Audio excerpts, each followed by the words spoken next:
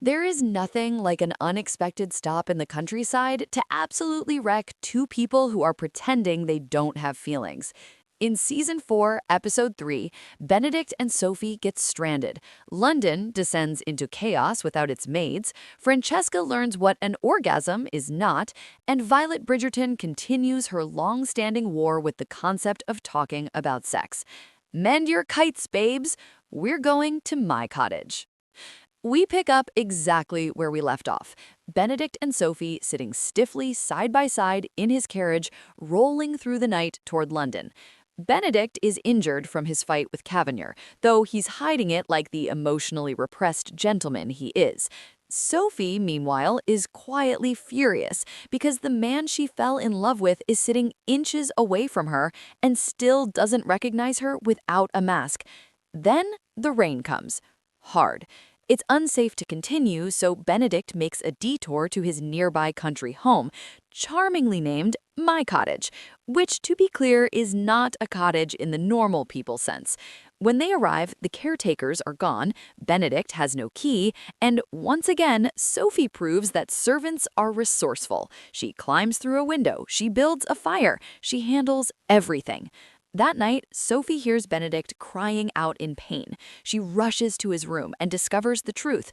Not a bruise, but an open, infected gash in his side. He's burning with fever. She cleans the wound, treats it, and stays by his side all night.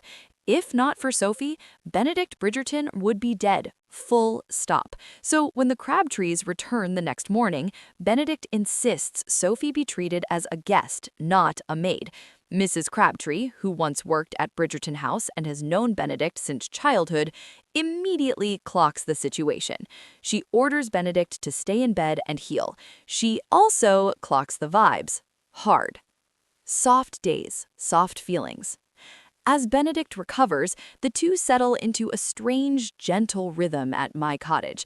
Sophie struggles with leisure. She spent her entire life working, but Benedict, a lifelong expert in relaxation, coaxes her outside.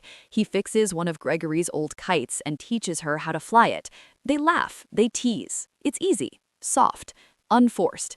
Inside, Sophie admires Benedict's art. He's self-deprecating, as always. She gives him a French lesson that mostly consists of telling him to focus on the lips.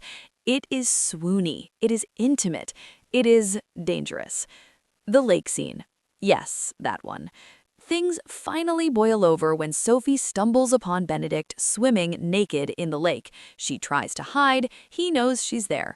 After putting on trousers, tragically, he teases her, asking if she followed him. She insists she didn't.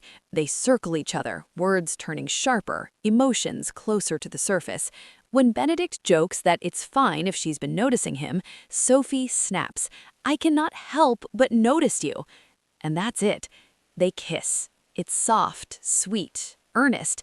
And then Benedict remembers society. He pulls away. He apologizes. He reminds himself that he is a gentleman and she is a maid. Neither of them looks particularly sorry. Reality comes knocking. Mrs. Crabtree gently but firmly reminds them, separately, that society does not forgive this kind of thing. The power imbalance is real. If anyone found out, Sophie would be ruined. Later, Benedict apologizes again. He says he regrets it, which, yes, is the worst sentence a woman can hear, but he means it out of fear, not lack of feeling. They leave My Cottage knowing the magic is over. Whatever this was, it belonged to the countryside. Back in London, sex education Bridgerton style. Meanwhile, London is busy discovering the concept of sexual satisfaction. Francesca approaches Violet with concerns. She and John are having sex, but it's deeply unsatisfying. She hasn't gotten pregnant. John mentions her pinnacle, and Francesca nods politely while having absolutely no idea what that means. An ice cream outing with Penelope and Colin does not help, as Pen casually confirms she knows exactly what the pinnacle is.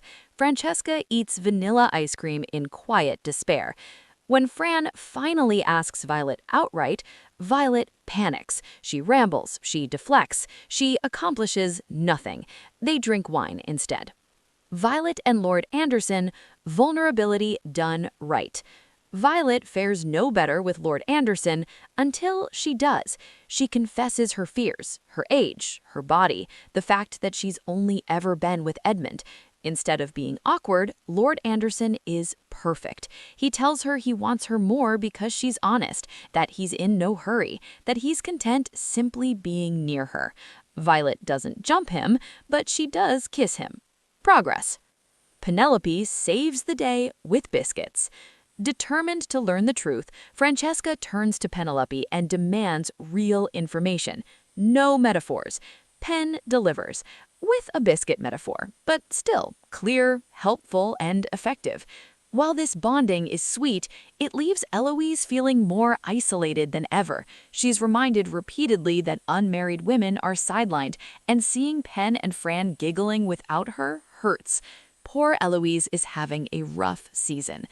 Queen Charlotte and Lady Danbury, the weight of friendship. Things are calmer between Queen Charlotte and Lady Danbury, but too calm. Charlotte leans on Agatha constantly, treating her like her only lady-in-waiting. It's exhausting. Lady Danbury realizes she needs an exit plan. Step 1, find someone else who can truly support the Queen, because Agatha Danbury cannot watch palace contortionists forever. The Great Maid War. With Benedict out of town, gossip shifts to a new scandal, maid poaching. Lady Penwood, having lost Sophie, needs 4 maids to replace her and starts stealing staff from other houses with higher wages. Mayfair is furious. At Featherington House, Mrs. Varley finally snaps. After 20 years without a raise, Portia dismisses her request and gifts her old dresses instead, only to be seen shortly after in brand new gowns. That's it.